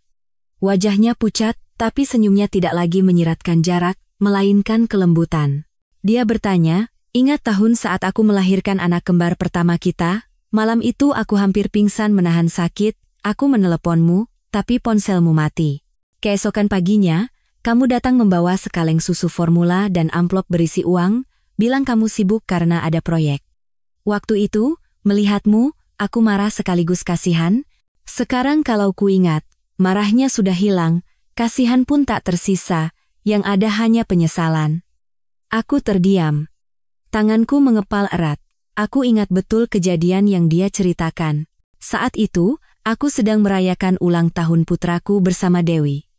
Malam itu aku banyak tertawa, tapi sekarang kalau kuingat, semua tawa itu berlumuran hutang. Aku meletakkan mangkuk bubur dan berkata pelan, aku tahu aku telah membuat hidupmu menderita. Tapi jika Tuhan memberiku waktu lebih, aku ingin memulai dari awal. Setidaknya agar aku bisa menjadi sandaran yang sesungguhnya untukmu dan anak-anak. Aku tidak punya apa-apa lagi sekarang, tapi aku bisa memulai dari awal. Dia menatapku dalam diam. Angin di luar menggoyangkan tirai dengan lembut. Setelah lama, dia berkata, memulai dari awal? Apa kau pikir aku masih butuh sesuatu? Apa yang kubutuhkan sudah berlalu. Masa muda. Dan kepercayaan. Sekarang yang kuinginkan hanya ketenangan. Aku ingin menjalani sisa hidupku tanpa terikat masa lalu. Jika kau benar-benar mau, kau bisa ada di sisiku sebagai teman, sebagai ayah dari anak-anak. Hatiku sakit, tapi dalam rasa sakit itu aku merasakan kelegaan. Mungkin, tetap berada di sisinya dalam kebenaran lebih berharga daripada menahannya dalam kebohongan seperti dulu. Aku mengangguk dengan suara parau. Baik, aku akan di sisimu sebagai teman. Sejak hari itu, aku tinggal di sebuah rumah kecil dekat rumah sakit dan setiap hari merawat Sari. Wisnu dan anak-anak lainnya awalnya waspada, tapi melihat kegigihanku, mereka perlahan-lahan membuka hati. Suatu hari, putri bungsuku, Rani, diam-diam meletakkan sekantong sayuran dan beberapa kotak susu di depan pintu rumahku. Di secarik kertas kecil tertulis, "Ayah, jangan bekerja sampai larut malam, jaga kesehatan." Aku menangis saat membacanya. Baru sekarang mendengar kata ayah itu, rasanya seperti seseorang menyentuh luka lamaku, bukan untuk menyakiti, tapi agar tidak berdarah lagi. Suatu sore, aku mengajak Sari jalan-jalan. Hujan baru saja reda, jadi udaranya sejuk. Dia duduk di bangku taman, menatap danau di depannya, dan berkata pelan, "Aku dengar dari Wisnu. Kau mendirikan yayasan beasiswa atas nama Mbak Dewi." Aku mengangguk. Ya, agar aku tidak melupakan diriku sendiri. Baguslah. Mbak Dewi orang yang sangat kuat. Kalau saja dulu kau punya keberanian untuk memilih satu orang, kita bertiga tidak akan sesakit ini, aku tahu, tapi manusia baru sadar setelah kehilangan, aku baru tahu itu setelah kehilangan segalanya. Dia tidak berkata apa-apa lagi, hanya menatap ke kejauhan. Sinar matahari menerpa wajahnya yang kurus, membuat konturnya terlihat lebih lembut dan damai dari sebelumnya. Aku sadar, dia telah memaafkan bukan untukku, tapi untuk dirinya sendiri. Waktu berlalu, Sari berangsur-angsur pulih. Aku membantunya membuka sebuah toko kecil di depan rumahnya, agar dia punya kesibukan dan merasa masih bisa mandiri. Di hari pembukaan, 6 anaknya datang. Mereka tertawa dan bercanda, memanggilku ayah dengan alami. Wisnu berdiri di sampingku dan menepuk bahuku. Sepertinya ibu sudah benar-benar memaafkan ayah. Sekarang giliran ayah memaafkan diri sendiri. Aku tersenyum, tapi hatiku masih berat. Memaafkan diri sendiri. Ternyata itu jauh lebih sulit dari yang kukira. Suatu malam saat akan menutup toko, Sari bilang ingin pergi ke tempat Abu Dewi disimpan. Aku mengantarnya dengan mobil. Di sebuah rumah abu yang tenang di pinggiran Jakarta, angin bertiup sepoi-sepoi dan asap dupa membubung. Dia berdiri di sampingku, menyatukan kedua tangan dan berdoa, lalu berkata pelan, "Aku tidak pernah bertemu dengannya, tapi aku berterima kasih. Kalau bukan karena dia, kau mungkin sudah tidak ada. Dia menyelamatkanmu bukan karena cinta, tapi karena ingin memberimu kesempatan untuk memperbaiki kesalahan. Dan aku percaya, dia masih mengawasimu." Tenggorokanku tercekat. Aku menatap foto di dalam guci abu, Dewi yang tersenyum lembut seperti saat baru menikah. Aku diam-diam meletakkan seikat bunga lili putih. Dalam keheningan, aku berkata, "Aku masih hidup. Aku melakukan hal-hal baik, dan aku ingat apa yang kau katakan. Aku tidak akan menyia-nyiakan apa yang telah kau berikan, aku janji." Angin menyapu sela-sela pepohonan, aroma bunga krisan dan dupa bercampur di udara. Anehnya, hatiku terasa damai. Sari tidak berkata apa-apa di sampingku. Aku tahu, aku berada di antara dua wanita, yang satu telah pergi, yang satu masih hidup. Aku berhutang pada keduanya, dan tidak akan pernah bisa melunasinya. Malam itu, dalam perjalanan pulang, Sari menyandarkan kepalanya di jendela mobil dan bertanya ringan seperti embusan napas, "Hei, kalau ada kehidupan selanjutnya, apa kau masih ingin terlahir sebagai laki-laki?" Aku tersenyum sedih, "Mungkin. Tapi kalau bisa, aku hanya akan mencintai satu orang, dan menikah dengan satu orang." Dia mengangguk dan menjawab pelan, "Kalau begitu, mungkin Mbak Dewi juga akan tersenyum." Kata-katanya menyentuh hatiku. Di luar, jalanan malam berkilauan dengan lampu-lampu. Di dalam angin, aku samar-samar mencium aroma Dewi, ringan seperti ucapan selamat tinggal. Sejak hari itu, aku berhenti menyalahkan diri sendiri dan mulai menulis buku harian lagi. Setiap malam aku mencatat hal-hal kecil yang kulakukan. Hari ini Sari lebih banyak tersenyum. Hari ini Wisnu menyapa lebih dulu. Hari ini hujan, jadi aku menyeduh 2 cangkir teh, untuk mengingat bahwa aku masih hidup. Bahwa meski terlambat, aku berjalan ke arah yang benar. Di beberapa malam, aku menatap bekas luka di perutku dan dengan tenang meletakkan tanganku di atasnya. Di bawah kulit itu, ada tubuh seseorang yang pernah mencintaiku seumur hidupnya. Aku berpikir, karma tidak berada di tempat yang jauh. Ia ada di dalam detak jantungku. Setiap kali jantungku berdetak, aku sedang membayar hutang masa laluku, hidup untuk orang-orang yang telah kusakiti. Dan kenyataan itu, meskipun terkadang membuatku menangis tanpa sebab, membuatku merasa damai. Suatu pagi di awal musim gugur, saat aku bersiap-siap pergi ke toko bersama Sari, seorang petugas pos mengetuk pintu. Dia memberiku sebuah amplop coklat. Tulisan kepada Is, Budi Santoso di atasnya begitu ku kenal. Aku merinding. Sudah lebih dari setahun sejak Dewi meninggal, tapi tulisan tangannya yang bulat dan rapi itu tidak akan pernah kulupakan. Jantungku berdebar kencang, tanganku gemetar ringan. Aku membuka amplop itu dengan perlahan. Di dalamnya ada sepucuk surat yang terlipat rapi dan sebuah kunci perak kecil. Aku membacanya baris demi baris. Surat itu ditulis Dewi hampir 3 tahun sebelum penyakitku ditemukan. Surat itu dimulai dengan kata-kata yang tenang namun berat seperti batu. "Budi, jika kau menerima surat ini, artinya kau masih hidup dan aku sudah tidak ada di sisimu. Aku tidak meninggalkan apapun untukmu. Tapi ada satu hal yang perlu kau tahu. Sesuatu yang selama hidupku tidak berani kukatakan, yang kusembunyikan seumur hidup, aku menahan napas." Jantungku berdebar gila, keringat dingin mengalir di dahiku. Cuaca pagi itu sejuk, tapi aku terus membaca. Di tahun ke-12 pernikahan kita, aku mengetahui tentang Sari. Bukan karena ada yang memberitahuku, tapi karena dirimu sendiri. Malam itu, kau tertidur mabuk di ruang kerja. Dalam igauanmu, kau memanggil namanya 3 kali. Aku mendengar semuanya dari luar pintu. Aku tidak menangis, tidak juga marah. hanya jantungku yang serasa diremas.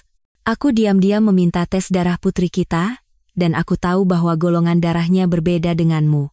Kau tidak pernah peduli, tapi aku tahu kau tidak pernah sekalipun bertanya, anak itu bukan putri kandungmu. Aku membeku di tempat, pandanganku kabur. Aku membaca kalimat itu berulang-ulang.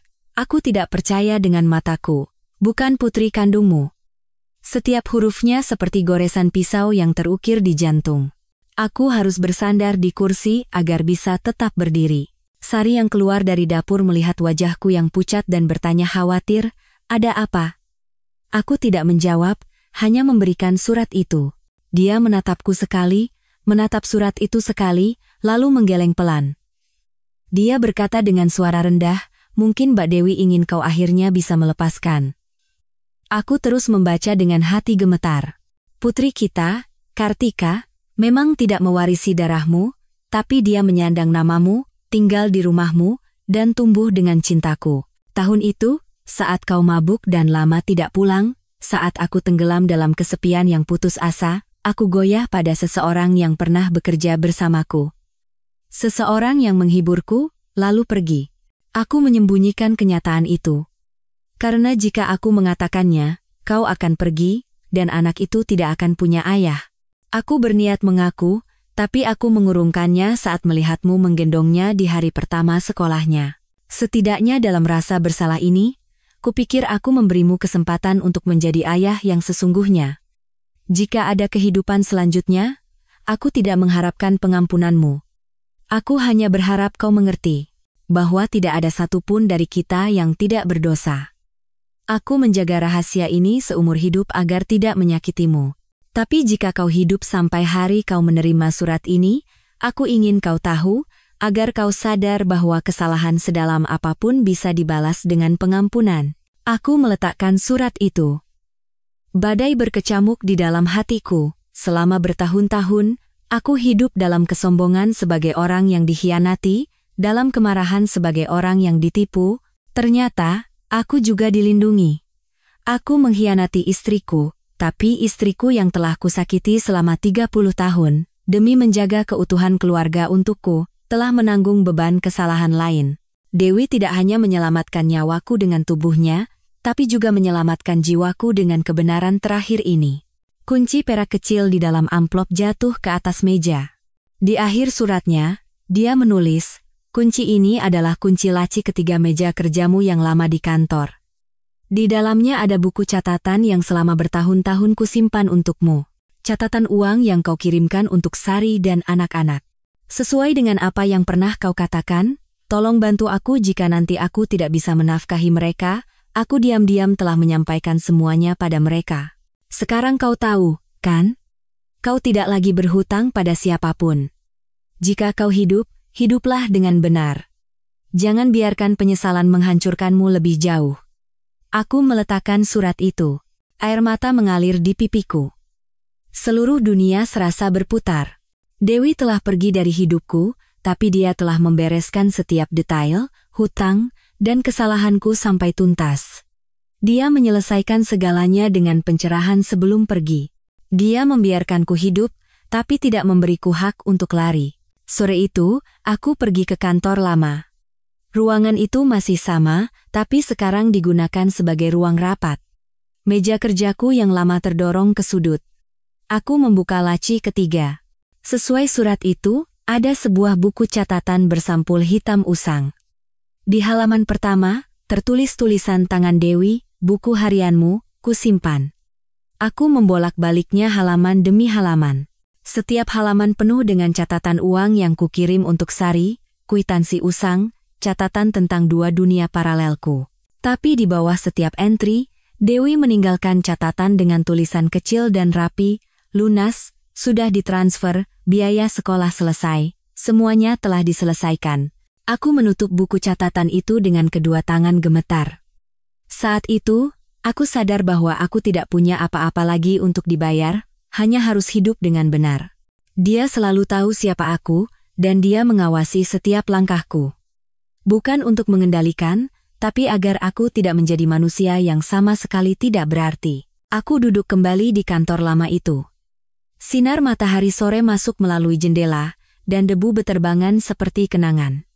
Aku merasa seolah Dewi tersenyum di suatu tempat di dekatku. Tidak ada lagi celaan, tidak ada lagi amarah. Aku berkata pelan, "Kamu menang. Dewi, kamu telah membuatku sadar apa itu cinta sejati." Malam itu, aku membawa surat itu pulang dan menunjukkannya pada Sari. Dia selesai membacanya, terdiam lama, lalu berkata, "Mbak Dewi wanita yang aneh, ya. Seumur hidup dikhianati, tapi tetap memilih jalan untuk menyelamatkan orang lain. Ya, aneh sekali kan? Aku berhutang 2 kehidupan padanya. Jangan bilang berhutang lagi. Orang yang telah pergi hanya ingin kau hidup dengan baik. Mbak Dewi sudah melepaskan segalanya, sekarang kau juga harus melepaskan." Aku mengangguk dan menatap keluar jendela. Angin malam bertiup lembut, dan aroma bunga kenanga menyelinap seperti embun. Dalam kegelapan, aku bisa mendengar detak jantungku dengan jelas. Detak yang lebih lambat, lebih kuat, dan lebih damai dari sebelumnya. Saat itu aku sadar. Pengampunan bukanlah melupakan kesalahan, melainkan menerima bahwa setiap manusia memiliki sisi gelap. Dewi punya kesalahannya, aku punya kesalahanku. Tapi justru di dalam kesalahan itu, dia telah mengajariku apa itu cinta, apa itu pengampunan. Aku tidak perlu mencari penebusan di kuil atau kitab suci. Dewi telah mengajarkan segalanya dengan hidupnya. Malam itu, aku menulis buku harian lagi. Di hari Dewi pergi, aku mati. Di hari aku membaca suratnya, aku terlahir kembali. Aku menutup buku catatan itu dan melihat ke altar. Lilin bergoyang lembut, membuat bayangannya terpantul di dinding, samar namun lembut. Aku tersenyum tipis, menyatukan kedua tangan, dan berbisik, "Jangan khawatir, Dewi. Kali ini aku benar-benar tahu bagaimana harus hidup." Di luar, bulan sabit baru saja terbit. Cahayanya jatuh di atas atap, tipis seperti sutra, ringan seperti janji yang terlambat. Aku tahu, di suatu tempat di atas sana, dia masih tersenyum. Seperti dulu, dengan tenang. Satu-satunya yang berbeda adalah, aku tidak lagi bodoh, dan tidak lagi lari. Dan mungkin, itulah penebusan sejati seorang manusia.